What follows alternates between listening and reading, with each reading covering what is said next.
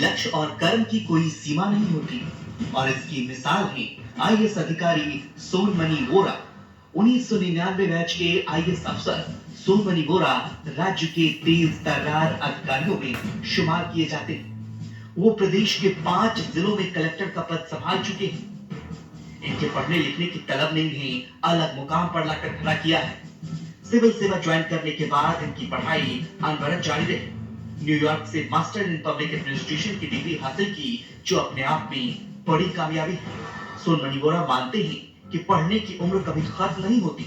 सोनमणि बोरा अपनी बेहतरीन कार्यशैली के लिए जाने जाते हैं। उन्हें 2 बार मनरेगा स्कीम में बेहतरीन योगदान के लिए प्रधानमंत्री से सम्मान प्राप्त हुआ।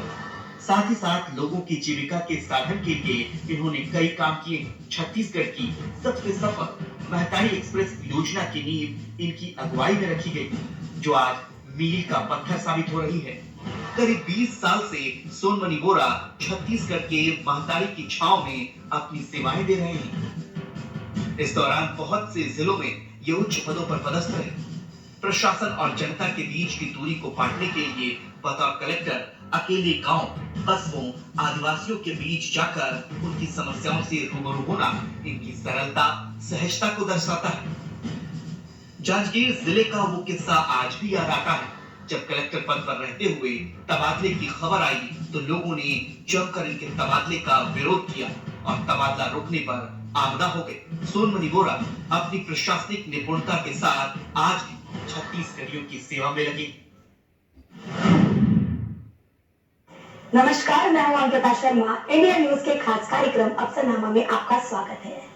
आज हमारे साथ एक ऐसे शख्स हैं जो छत्तीसगढ़ में पिछले 20 सालों से भी अधिक सेवाएं कर चुकी हैं। सोनमणि बोरा आईएएस ऑफिसर हैं। उनके धर्मपत्नी दर्शमिता भी इस वक्त हमारे साथ है। मैम, केंद्र सरकार की जो महत्वपूर्ण विभाग है, रेलवे में एक महत्वपूर्ण जिम्मेदारी निभा रही है और सर भी राज्य सरकार की जो है वो सेवाएं दे रहे हैं। राज्य सरकार पे हमारे साथ इस वक्त है। उनसे बहुत कुछ बातें करेंगे, बहुत कुछ जानेंगे, लेकिन सबसे पहले मैं अगर सर की बात करूं तो एक बहुत अच्छे लेखक हैं, मोटिवेशनल स्पीकर हैं, बहुत अच्छे वक्ता हैं और साथ साथ प्रशासनिक काम किस तरह से करना है ये भी उनका महत्वपूर्ण गुण भी उनके अंदर है। सबसे पहले शुरुआत उन्हीं से ही करते हैं। सर, आप दोनों का हमारे खास कार्यक्रम बहुत बहुत स्वागत है। Thank you Amrita. सर, सबसे पहले शुरुआत करते हैं, असम से छत्तीसगढ़ तक का सफर कैसा रहा आपका? मुझे लगता है कि असम से मैंने 12वीं तक पढ़ाई किया। पढ़ाई करने के बाद हायर स्टडीज के लिए मैं दिल्ली गया हुआ था और दिल्ली के पढ़ाई के साथ साथ मैंने यूपीएससी का भी तैयारी की और सफलता के बाद मुझे मध्य प्रदेश के अंदर आवंटित हुआ और मध्य प्रदेश में जैसे मैंने ज्वाइन किया, ज्वाइन करने के कुछ दिन बाद जो है छत्तीसगढ़ का गठन हुआ और गठन होने के बाद से मैं छत्तीसगढ़ मुझे आवंटित हुआ, दोबारा आवंटित हुआ और मैं यहाँ आ गया। तो देखा जाए तो एक बहुत लंबी एक जर्नी है। असम से दिल्ली, दिल्ली में पढ़ाई के लिए गया, पढ़ाई के बाद मध्य प्रदेश, मध्य प्रदेश से छत्तीसगढ़। तो मुझे लगता है कि ये बहुत ही खूबसूरत एक जर्नी रहा है असम से लेकर छत्तीसगढ़ तक। खास करके असम की जब लोगों के मैं याद करता हूँ, मेरा शैशव की बात याद करता हूँ, पढ़ाई की जो यादें हैं वो ताज़ा छत्तीसगढ़ में भी इसीलिए हो जाता है क्योंकि यहाँ के भी लोग इतने ही सरल है, इतने ही अच्छे हैं और इतने ही जो है लोगों को बहुत सम्मान भी देते हैं। और मेरे ख्याल से इसलिए जो मैं 2001 से निरंतर मैं अभी छत्तीसगढ़ में सेवा दे रहा हूँ, तो ये मुझे लगता है मेरे जीवन का सबसे एक गोल्डन पीरियड है जिसमें लोगों का इतने सारे ढेर सारा प्यार जो मुझे मिला है। और एक मातृभूमि होता है, ये मेरा कर्मभूमि है और कर्मभूमि जो है मातृभूमि से कम नहीं होता। और यहाँ तो मेरा इनफैक्ट शादी के ठीक बाद देखा जाए कि पूरे मेरे जीवन जो है यही व्यतीत हुआ है। तो मैं मानूंगा कि मेरे जीवन का एक सबसे सुनहरा जो अध्याय है वो छत्तीसगढ़ में ही लिखी गई है और लिखते जा रहे हैं। अच्छा, आपकी कर्म भूमि की बात करेंगे तो छत्तीसगढ़ है और अगर मातृभूमि की बात करेंगे तो आपका असम है। असम की परिस्थिति देखिए, यहाँ की परिस्थिति किस रूप में देखते हैं? छत्तीसगढ़ भी आपका यहाँ पर नजर आता है। मैंने जैसे कहा कि बहुत सारे समानताएं है क्योंकि प्राकृतिक सौंदर्य के हिसाब से हम देखें, लोगों के रहन सहन की बात करें, जो या जो लोगों का जो एक रुचि अभिरुचि की बात करें या उनका जो एक जीवन शैली है, काफी हद तक जो है छत्तीसगढ़ के साथ मिलता है, क्योंकि यहाँ के भी लोग इतना ही सरल है। प्राकृतिक सौंदर्य की बात करें तो छत्तीसगढ़ इतना ही समृद्ध है। यहाँ का लोक संगीत, यहाँ के कलाएं, यहाँ के लोग इतने अच्छे हैं। मैंने जैसे कहा कि मेरा पता ही नहीं लगा कि इतने साल बीत गए, और ऐसा लगा कि मेरे बिल्कुल मैं वही प्रकृति के गोद में, जैसे मैंने आसाम में पैदा होने के बाद जैसे बड़े हुए, और यहाँ पे भी ऐसे ही समय निकल गया। तो मैं मानता हूँ कि मेरा कर्मभूमि या मातृभूमि में बहुत समानताएं है, और ये जीवन को उस लिहाज से मेरा कर्मभूमि होने के नाते कहे, या मेरा वैवाहिक जीवन के दृष्टि से हम देखें, पारिवारिक जीवन के दृष्टि से देखें, आध्यात्मिक जीवन के दृष्टि से देखें, भौतिक जीवन के दृष्टि से देखें, आई थिंक छत्तीसगढ़ उस लिहाज से मेरे लिए बहुत समृद्धि का कारक रहा है। और मैंने इस पूरे जो सुनहरा जो ये जो समय है, उसको मैंने बहुत ही अच्छे से जो है बिताया है। यानी कि मोर छत्तीसगढ़ पूरा अपनापन आ चुका है छत्तीसगढ़ को बिल्कुल लेकर। बिल्कुल। मैं सबसे पहले तो मैं आपसे भी जानना चाहूंगी, दोनों प्रशासनिक पद पर हैं, आप रेल विभाग संभाल रहे हैं, आप राज्य सरकार के अधिकारी के रूप में, तो वो तालमेल कैसे मिलाते हैं? क्योंकि देखिए आपको टाइम नहीं, उनको टाइम नहीं, दोनों मिलते ही तालमेल कैसे बैठता है? नहीं, इससे आया है, मैंने हमेशा यही विश्वास किया है कि जो हम क्वालिटी ऑफ टाइम स्पेंड करें वो ज्यादा इम्पोर्टेंट है, रादर देन क्वांटिटी के कितना ज्यादा हम स्पेंड कर रहे हैं। तो जितना भी टाइम हम लोग को मिलता है, हम लोग यही ट्राई करते हैं कि एक साथ हमारी दोनों की रिस्पॉन्सिबिलिटीज हैं, तो दोनों को ऑफिस का दिनचर्या तो रहता ही है, परंतु रात में जितना समय हो सके वो हम लोग साथ में बिताने की कोशिश करते हैं। जो हमारे कॉमन हॉबीज हैं वो एक साथ करने की प्रयास करते हैं कि देखिए वो हमारा दोनों का जो बॉन्डिंग है वो स्ट्रॉन्गर एंड स्ट्रॉन्गर हो सके। अच्छा, लेकिन अगर छुट्टी वाले दिन की बात करें तो खाना कौन बनाता है? सर कि आप? हम सच सच बताएं, दोनों नहीं बनाते। अगर ऐसे बात होगी, चलो आज मूड हुआ तो फिर कुछ अच्छा खाने का मूड नहीं, हम आपसे बताते जब हम लोग यूएस में थे, अभी यूएसए में 1 साल के लिए थे, पढ़ाई कर रहे थे, ये भी कर रहे थे, हमने भी कुछ पढ़ाई की थी, तो उस समय हमें बनाना ही पड़ा था। वहां पे तो कोई भी हेल्प आपके पास उपलब्ध नहीं होती है, तो उस समय जो बनाया था हमने ही बनाया था। थोड़ी बहुत मदद इनसे हो जाती थी, परंतु मेनली खाने का जो था वो हमारा इंटरेस्ट ही था। यूट्यूब में नई नई रेसिपीज ट्राई कर रहे थे, 1 साल ऐसा मिला था कि हम ट्राई कर सकते थे। सर, आपने प्रशासनिक पद में रहते हुए कई योजनाओं का जामा पहनाया है, बहुत सारी योजनाएं हैं, ऐसी कौन कौन सी योजना है जिसको करने के बदले में एक सुकून मिला आपको कि ये मैंने करके बहुत ही बेहतर प्रयास जो है मेरे द्वारा किया गया? प्रशासनिक अधिकारी की जैसे स्पेशली जो आईएएस के जो जीवन होता है, इसको 3 भाग में आप मतलब उसको विभाग कर सकते हैं। पहला वाला जो शुरुआती ईयर्स होते हैं, जो साल होते हैं, ये आप सीधा जो है लोगों से सीधा आपका संपर्क में रहते हैं, सरोकार होते हैं और आप फील्ड में रहते हैं।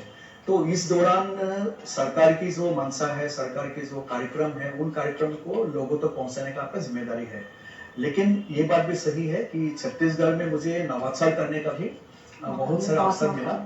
मुझे याद है, मैं जब एसडीएम बन के दुर्ग में पहली बार दुर्ग में और साजा संभाग में मैं रहा, बेमेतरा में रहा, उस समय हम पानी बचाओ अभियान करके, क्योंकि वो वृष्टि छाया क्षेत्र हुआ, आज भी है क्योंकि बहुत कम बारिश होता है वहाँ पे, नलकूप वगैरह काफी नीचे तक चले जाते हैं, तो वहाँ पे पानी बचाओ अभियान हम लोगों ने जो पानी पुनर्भरण, वाटर हार्वेस्टिंग का, रिचार्जिंग का काम शुरू किया था, बहुत पॉपुलर हुआ था और जन भागीदारी से उस काम को अमली जामा पहनाया गया था।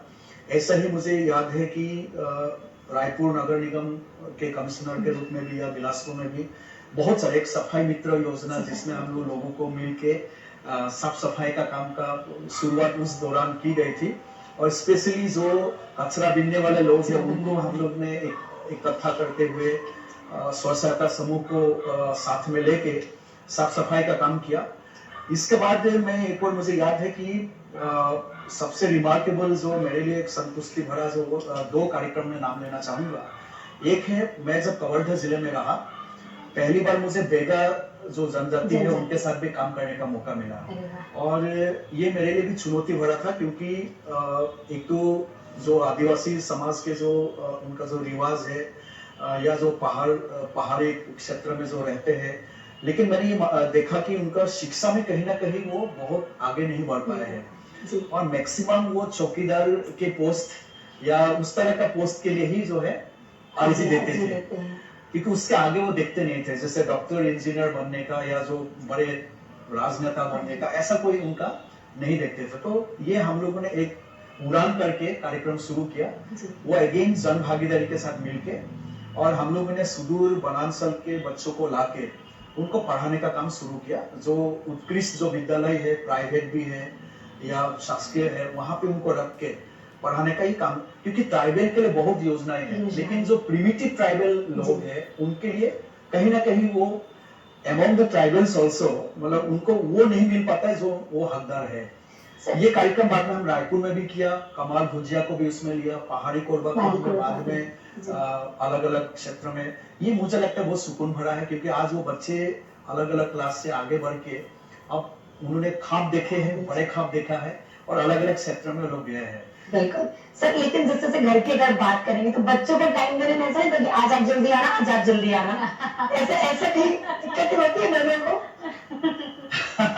आई थिंक हम लोग ने जब से शादी करने के बाद कुछ साल बाद जब बच्चे हमारे हुए, तब से ये संतुलन वाला बड़ा खेल कहे या जो मशक्कत कहे वो हम लोग को करना पड़ा है।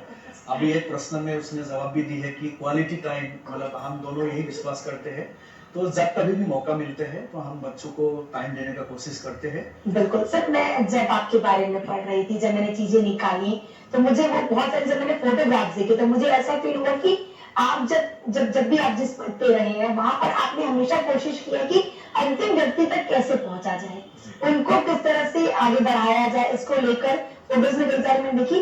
आखिर ये सोच कैसे आती है आपके मन में कि क्या करना है उनके लिए, किस तरह से करना है? अंकिता, मैंने अभी शायद तुम्हें एक बार मैंने बोला कि मेरा ध्येय यही है कि मैं कैसे लोगों तक पहुंचूं और जो नीति है, सरकार की जो नीति है, सरकार के जो कार्यक्रम है, योजनाएं हैं, वो योजना लोगों तक हम कैसे प्रभावी ढंग से ले जा सके। क्योंकि व्यक्तिगत रूप से मैं मानता हूं कि मेरे लिए बहुत और अवसर थे, क्योंकि मैं एक समय में खुद प्रोफेसर बनना चाहता था, है ना, बच्चों को पढ़ाने का मेरा ये मकसद था। बाद में मेरा चेंज हो गया, परिवर्तन हो गया। मुझे लगा कि बहुत सारे मीडियम है, जैसे एज ए जर्नलिस्ट आप भी समाज सेवा ही कर रही है, तो हर कोई एक एक मीडियम में काम करते हैं, जैसे जनप्रतिनिधि भी अपना सेवाएं देते हैं। तो मुझे एक समय जब मैं दिल्ली में पढ़ाई कर रहा था तो किसी ने मेरे कान में ये डाला कि नहीं, आप एक सशक्त माध्यम में जाइए जिसमें लोगों को वाकई आप सेवा कर सकते हैं, and you can make a difference, है ना। किसी का जिंदगी में एक थोड़ा बहुत भी हो परिवर्तन यदि आप ला सकते हैं, और खास करके किसको जरूरत है अधिकारियों की, उन्हीं को जरूरत है जो वॉइसलेस है, जो सबसे गरीब है, जिनको और कोई कहीं से भी सिफारिश नहीं हो सकते, उन्हीं के लिए तो अधिकारी सभी के लिए है, लेकिन आई थिंक इनके लिए ज्यादा जरूरी है। तो एक अधिकारी को ये समझना जरूरी है कि ये जो व्यक्ति है, जो समाज में जो बहुत कुछ चीजों के हकदार है, तो वहां तक हम इन चीजों को, इन कार्यक्रमों को कैसे ले जाए। आई थिंक वही संवेदनशीलता, क्योंकि हमारा काम बिल्कुल मशीन वाला नहीं है, क्योंकि अधिकारी एक संजीदगी के साथ काम करना चाहिए और सीधा हमारे लोक संपर्क के साथ काम होता है। तो आई थिंक उस दृष्टि से काम करना, मैं हमेशा मानता हूं कि सभी का पुरुषार्थ होना चाहिए, ध्येय होना चाहिए, और उसी में तो संतुष्टि है, नहीं तो ऐसा कोई और काम नहीं है। हर काम से आप संतुष्टि मिलता है, लेकिन भगवान ने आपको जो एक अवसर दिया है, ये मुझे लगता है बहुत सशक्त है, और आप जो है वाकई लोगों के जीवन में, समाज में, देश में और इस पूरे जगत के लिए, ये धरती के लिए बहुत कुछ आप कर सकते हैं। आपको अलग अलग ओहदा में, अलग अलग भूमिका में आप आ सकेंगे, क्योंकि आज जैसे मैं सेक्रेटरी लेवल पे हूँ, कल हो सकता है मुझे और कोई दूसरी जिम्मेदारी में मैं रहूं, तो उन हर किसी ना किसी जिम्मेदारी में आपका वो एक भूमिका है। बिल्कुल, अवसर सभी को मिलता है, बस बुलाने की जरूरत होती है। बिल्कुल बिल्कुल। सर, आप दोनों अच्छे पोस्ट पे भी आ चुके थे, उसके बाद भी आप दोनों ने पढ़ाई जारी रखा, इसके पीछे की वजह क्या थी? आप भी अच्छे पोस्ट पे मेरे से ज्यादा तो पढ़ाई, आप बता दो क्या क्या पढ़ाई की है। सबसे ज्यादा क्वालिफाइड तो इस समय आप ही है। हम दोनों की इच्छा थी कि कुछ और करे, एंड क्या होता है ना, बहुत साल काम करते करते फिर कहीं ना कहीं एक स्टैग्नेशन हो जाता है, तो जरूरी होता है कि बाद में जाके फिर से आप उस सिस्टम में जाए, रीबिल्ड करें, कुछ नई चीज सोच के आए। तो जैसे पब्लिक एडमिनिस्ट्रेशन में इन्होंने मास्टर्स किया है, हमने भी उस सर्टिफिकेट कोर्स पब्लिक एडमिनिस्ट्रेशन में किया, तो उससे हमें नई नई चीजें जो पूरी दुनिया में हो रही है, कैसे लोगों की भलाई कर पा रहे हैं अलग अलग जगह में, तो उस सबका ज्ञान मिलता है। तो हम दोनों को लगा कि ये अच्छा अवसर है, और इनका पूरी फंडिंग गवर्नमेंट ऑफ इंडिया ने ही की थी, तो गवर्नमेंट ऑफ इंडिया की बहुत अच्छी ये स्कीम थी, जिसमें हम लोग ने ये प्रयास किया कि जाके और पढ़ाई कर सके। आपने ठीक कहा, थोड़ा सा वो रहता है कि भाई अब पूरा मिल गया है, मकान में आ चुके हैं, जरूरत क्या है, ऐसा नहीं होता है। परंतु हमेशा आपको अपने को इम्प्रूव करने का प्रयास करते रहना चाहिए। दर्शिता की हमेशा पढ़ाई की वो रही है, क्योंकि इन्होंने बीएड डीएड भी की है, एलएलबी भी की है, एमबीए भी की है, और अभी डॉक्टरेट भी हो गई है, तो क्या she's a बात doctorate है। actually। अच्छा, वैसे ये सब शादी के बाद हुआ, तो इनका सपोर्ट था मेरे पास। मैंने एमए बीएड तो किया हुआ था, एमए साइकोलॉजी बीएड, फिर मैंने एलएलबी किया शादी के बाद, फिर मैंने पीजीपीडब्ल्यूईआईएम रायपुर से किया, पीएचडी की, तो सारी चीजें सपोर्ट से ही हुई है। इनका सपोर्ट पूरे टाइम था साथ तो में। इनसे प्रेरित होकर मैंने भी डबल एमए कर लिया है। एक विदेश से डिग्री हो गया, और एक जॉर्डन यूनिवर्सिटी से मैंने एमए किया था पॉलिटिकल साइंस में, तो 2 डबल एमए का डिग्री अब मेरे पास भी है। बिल्कुल, दोनों एक दूसरे के प्रेरणा स्रोत आप बने हुए हैं। सर, अगर बात की जाए तो लखनऊ असम, ये मुलाकात कैसे हुई दोनों की? एक तो लखनऊ में, एक असम में, या फिर कहाँ कब कैसे हुआ ये सब? और हम लोग एक्चुअली मसूरी में मिले, जहाँ पे लबासना है, Lal Bahadur Shastri national academy of administration, तो वहीं पे ट्रेनिंग दोनों के साथ में हो रही थी। सारी सर्विसेज एक साथ 3-3.5 महीने के लिए पहले ट्रेनिंग करती है, फिर अपनी अपनी अलग अलग एकेडमी में चली जाती है। आईएएस वाले तो वहीं रहते हैं कि मसूरी उन्हीं की एकेडमी है, पर बाकी सर्विसेज सब आती हैं वहाँ पे, एक साथ सब ट्रेन करते हैं, फिर अपनी अपनी एकेडमी में जाते हैं। तो उसी 3.5 महीने के बीच में हम लोग मिले थे, और वहाँ पे लगा कि जीवन साथी बन सकते हैं। बिल्कुल सर। तो फिर आगे शादी में लेके कोई दिक्कत तो नहीं आई कि इसलिए गई तो हाँ मैं पसंद करता हूँ, मैं पसंद करती हूँ, चलो शादी कर लेते हैं? इतना जल्दी ये डिसाइड हो जाएगा, ये मेरे ख्याल से दोनों फैमिली के लिए शॉकिंग रहा होगा। अच्छा। लखनऊ से, मैं आसाम से हूँ, और उस समय नौकरी में बस, क्योंकि प्रोफेशन बहुत यंग थे, 23 साल के थे जब ये नौकरी में आए थे, तो सबका वो रहा होगा कि कैसे, बिल्कुल से, बट कोई संजोग रहते हैं जिसका जब लिखवा के आते हैं, शादी का उपाय रहता है। बिल्कुल बिल्कुल। तो घर में पंजाबी डिश ज्यादा बनती है, आपको जल्दी शादी कर लेना चाहिए। ऑन कैमरा मुझे मिल गया, तो मैं सर मान रही हूँ बहुत अच्छी है, देख लीजिए। कॉफी मुझे भी मिल जरूर। तो मैम, घर में असमिया डिश ज्यादा बनती है, पंजाबी डिश ज्यादा बनती है? तुम्हें क्या लगता है घर में किसकी चलती है? चलती ही नहीं है, पर वो मदर टंग की तरह है। जैसे मदर टंग भी बच्चे माँ की ज्यादा लेते हैं, वैसे ही खाना भी, क्योंकि आप ही ज्यादा एटलीस्ट बता भी रहे हैं, तो आप ही बता रहे हैं, तो छोले भटूरे और ये सब चीजें बनती है। हमें धीरे धीरे नॉर्थ इंडियन। बिल्कुल।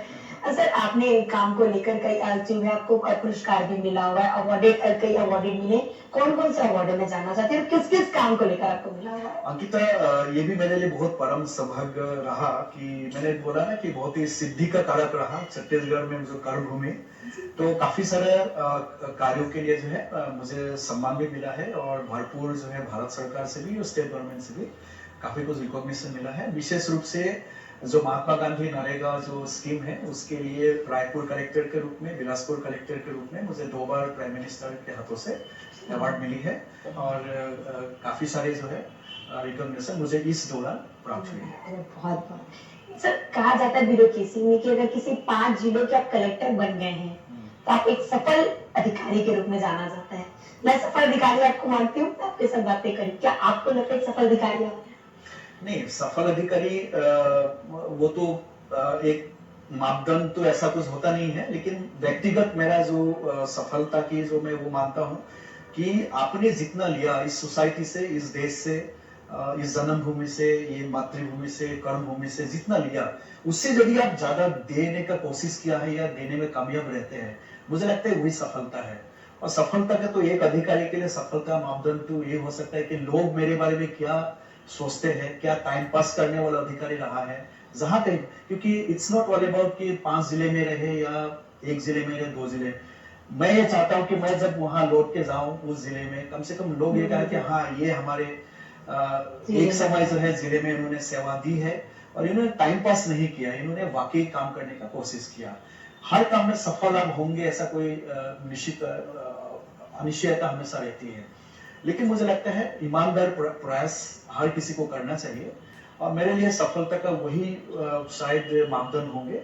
यदि लोग मेरे बारे में अच्छे सोचते हैं, जाने के बाद भी यदि मैं इज्जत से उस जिले में वापस में जा सकता हूँ या उस डिपार्टमेंट में मैं जा सकता हूँ, तो मेरे ख्याल से वही सार्थकता है। और जितना मैंने लिया है उससे ज्यादा मुझे वापस करना है, यही मेरा हमेशा ध्येय रहा है। और मेरे ख्याल से किसी भी व्यक्ति के लिए सफलता का यही मूल मंत्र होना चाहिए।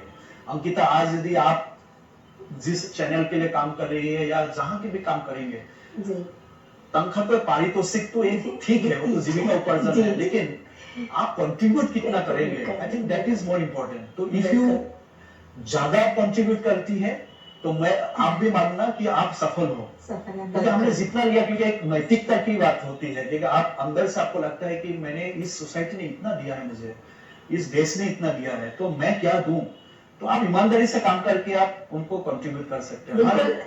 सफलता वही जब आपको मन को संतुष्टि दे कि हाँ मैंने काम किया है। बिल्कुल ऐसा। लेकिन आज जिस तरह से आज आते हैं, काम करते हैं, जिले में भी आपने कलेक्टर के रूप में काम किया है, प्रशासनिक अधिकारी के रूप में काम किया है, दोनों में मुश्किल कौन सा लगता है, जिला संभालना या प्रशासनिक के रूप में काम करना? आई थिंक हर जो रोल है, जो आपकी भूमिका होती है, उसका वो सिचुएशन के हिसाब से काम करना होता है और समय सापेक्ष भी होता है, क्योंकि 10 साल पहले के जो सिचुएशन है और 10 साल बाद बदल जाता है। समय के साथ सिचुएशन, स्थान, काल, पात्र हम बोलते हैं, ये तीनों का बड़ा भूमिका रहती है। मुझे लगता है कि हर दिन चुनौतीपूर्ण है, हर रोल जो है, जो अदाकारी कहे या जो आपका जिम्मेदारी है, सारे महत्वपूर्ण है। तो मैं जिले का भी एक अलग ही उसका मिठास है और एक बड़ी संतुष्टि है।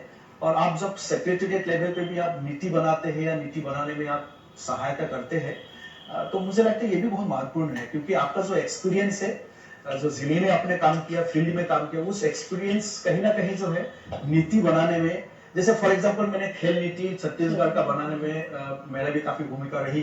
जैसे खेल सचिव, मैंने खेल नीति, युवा नीति, तो जहां जहां इस तरह का एक मौका, अवसर प्राप्त आपको होता है, तो आपका जो अनुभव है वो कहीं ना कहीं उसमें प्रतिबिंबित होता है। तो मुझे लगता है ये दोनों का ही जो एक्सपीरियंस और आपका नॉलेज, क्योंकि वही तो विजडम है। तो एक अधिकारी तभी पूर्ण हो सकता है जब उनके पास एक्सपीरियंस भी हो, नॉलेज भी हो और दोनों मिला के विजडम हो, और विजडम से ही तो आपको एक्चुअली गवर्नेंस का काम करना है। बिल्कुल सर। कोविड के समय जब लोग अपने घरों में थे, उस वक्त आप मजदूरों के साथ खड़े थे, जो दूसरे प्रदेशों से मजदूर आ रहे थे, तो डर नहीं बना था कि अगर मुझे कुछ हो गया तो घर में क्या होगा? क्योंकि कोविड छत्तीसगढ़ की बात की जाए तो स्थिति बहुत भयंकर हो चुकी थी एक समय पर, उस वक्त आप रोड में थे, मजदूरों के साथ खड़े थे, उनकी सहायता कर रहे थे। नहीं, मैंने ये मेरे लिए जीवन का एक बहुत ही अनोखा अवसर है। मुझे लगता है कि क्योंकि सदियों में इस तरह का एक त्रासदी का है या संकट का, एक संक्रमण का एक समय जो है आती है, और 2020 वाकई बहुत ही एक ऐसा समय था। ऐसा समय में मुझे उनका सेवा करने का मौका मिला। मेरे ख्याल से मैं बहुत खुश था। इनफैक्ट मेरे वाइफ से लेकर सभी का यही था कि ये बहुत बड़ा अपॉर्चुनिटी है, ये केवल जिम्मेदारी नहीं है, एक अपॉर्चुनिटी है सेवा करने की। और जब एक साधारण मजदूर बिना किसी कोई फैसिलिटी के जब वो अपने घर वापसी का उनका जो था या जहां पे भी वो थे स्ट्रैंडेड थे वहां, तो उनको देखते हुए तो हम लोग तो अधिकारी, हमारे पास तो सब कुछ है, मतलब सारी सुविधाएं हैं। तो मुझे लगता है हमें ये खुद को असुरक्षित महसूस करना, मुझे लगता है तो कहीं ना कहीं गलत होगी। तो मुझे खुशी है कि उस टीम का मैं भी हिस्सेदारी मतलब पार्टिसिपेट कर पाया और कहीं ना कहीं मैं अपना कंट्रीब्यूशन दे पाया। तो छत्तीसगढ़ में जब आप आए तो आपको लगा नहीं कि ये तो नक्सलिज्म का खजाना है, यहाँ तो मतलब छत्तीसगढ़ का नाम तो नक्सल दिमाग में बहुत जल्दी आता है, तो उस वक्त काम करना और अब की स्थिति में किस रूप में देखते हैं और क्या लगता है कि आने वाले दिनों में नक्सलिज्म खत्म हो जाएगी या तो प्रशासनिक अधिकारी के रूप में क्या कुछ सरकार को करना चाहिए अगर इसका खात्मा करना है तो? इनफैक्ट जब मैं रतलाम जिले में मैं था, जब मेरा छत्तीसगढ़ के लिए पुनरावंतित हुआ कैडर, तो मैं थोड़ा सा दुखी हो गया था क्योंकि मैं मालवा रीजन में था और छत्तीसगढ़ की तरफ कभी आया नहीं था, मतलब सुना जरूर था। भिलाई इस्पात संयंत्र के बारे में हम लोग बचपन से सुनते थे। तो मेरे वाइफ ने मुझे उस समय एक बात कही कि तुम इतना दुखी क्यों हो गए हो, क्योंकि तुम कहीं ऐसा तो नहीं, वो तो उसी का ही हिस्सा है, मध्य प्रदेश का ही हिस्सा था, ठीक है, ऐसे भी आप पोस्टेड होते। और दूसरी बात, आप अधिकारी है, अधिकारी रहेंगे वहां जाके, आप कोई ऐसा नहीं है कि नौकरी और फिर से ढूंढना है। सही बात है। तो और मेरे लिए बहुत ही, मतलब वहां तो हम लोग, बट जब भिलाई में मेरा पहली बार दुर्ग जिले में पोस्टिंग हुई, तब से लेकर अभी तक मैं जब लुक बैक करता हूँ, इतना मीठा संस्मरण है। मैंने इसलिए गोल्डन अध्याय मैंने कहा है कि मुझे तिल मात्र भी अफसोस नहीं है कि छत्तीसगढ़ मुझे मिला। मैं बहुत ही खुश नसीब हूँ, क्योंकि मैं जब अपना बैचमेट को देखता हूँ, दूसरे और कलीग्स को देखता हूँ, मुझे जिस प्रकार के काम करने का अवसर यहाँ प्राप्त हुआ, एक्सपोजर मिला, और देखते देखते इस राज्य के निर्माण में मेरा भी कभी कहीं ना कहीं बहुत अहम भूमिका अदा करने का मुझे मौका मिला, जो मेरे बहुत सारे बैचमेट या किसी को ऐसा मौका नहीं मिला। आप दोनों 20 साल से अधिक यहाँ पर रह रहे हैं। छत्तीसगढ़ का ऐसा कौन सा वर्ड है जो आप लोग को बहुत अच्छा लगता है बोलने में? क्या कोई वर्ड होगा जो लगता है कि यार बहुत अच्छा छत्तीसगढ़िया, सब ये बढ़िया? ये तो है, ऐसी कुछ घर पे बोलचाल की भाषा हाउ बहुत है ना, हाउ बच्चों ने काफी सीखा। बिल्कुल, किसी भी चीज को जब हमारे हाँ बोला था, हाँ मैं कर दूंगा, तो ऐसा होता है हमारे थोड़ा। बिल्कुल, अगर बात की जाए दोनों की, तो बेहतर टाइम, क्वालिटी टाइम कैसे स्पेंड करते हैं आप लोग? किस तरह का रहता है वो? हम दोनों को म्यूजिक में बहुत शौक है, पिक्चर देखने का बहुत शौक है। अच्छा। तो आजकल तो जैसे लॉकडाउन में ये भी हुआ था कि बीच में तो कोरोना काल में तुम्हारा थोड़ा सा आजकल तो सब वेब सीरीज करते हैं। वेब सीरीज में ये होता है कि बहुत ज्यादा बड़े होते हैं तो आप उतना टाइम नहीं दे पाते। जहां आपको टाइम मिला 1.5 घंटे की 2 घंटे की पिक्चर देखी, अच्छा 1.5 घंटा है तो चलो एक वाली पिक्चर 1.5 घंटे की दिख रही है, इसको देख डालो। तो पर वेब सीरीज इतनी नहीं कर पाए क्योंकि बहुत बड़ी होती है, तो कोई लिमिटेड जो थी वो खाली हम लोग देख पाए। परंतु बाकी म्यूजिक कभी मिल गया, अगर आधा घंटा ही मिला तो चलो म्यूजिक सुन ले, कुछ ऐसा कर ले। तो वो दोनों का कला क्षेत्र में थोड़ा रुझान है, तो इस कारण से बॉन्डिंग में बेहतर हो जाता है। बिल्कुल, तो कला क्षेत्र में रुझान है, तो दोनों एक दूसरे के लिए कौन सा गाना डेडिकेट करेंगे आप? मुझे गाना डेडिकेट करना है दोनों को। हम लोग का एक फेवरेट गाना है जो बच्चे कहते हैं हम लोग का एंथम है। अच्छा, हमारा कहना है, आई थिंक ये स्टार्ट करेंगे, मैं साथ में ज्वाइन करूंगी। जीवन में, खास करके दाम्पत्य जीवन में, एक दूसरे का तो हम लोग सहारा बनते ही है, और हर मोड़ पे एक दूसरे के साथ मजबूती के साथ खड़ा रहना बहुत जरूरी है। आई थिंक वो इस गाने में वो वही मिठास, वही सिग्निफिकेंस, मीनिंग है। तो 2 लाइन हम लोग आगे बिल्कुल बिल्कुल सर, तुम भी एक साथ शुरू करो। जब कोई बात बिगड़ जाए, जब कोई मुश्किल पड़ जाए, तुम देना साथ मेरा ओ हमनवा।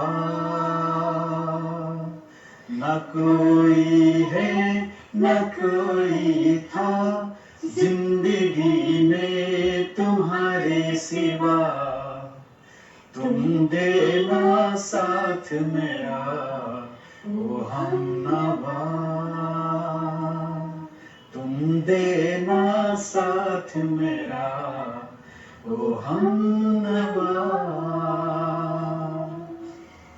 बिल्कुल, ईश्वर से यही प्रार्थना है कि आप दोनों का साथ यूं ही बना रहे, हंसते गाते जिंदगी का सफर यूं ही कटता रहे। सर, हमारे इस कार्यक्रम में आपने इतना समय दिया, इसके लिए आप दोनों का बहुत बहुत धन्यवाद।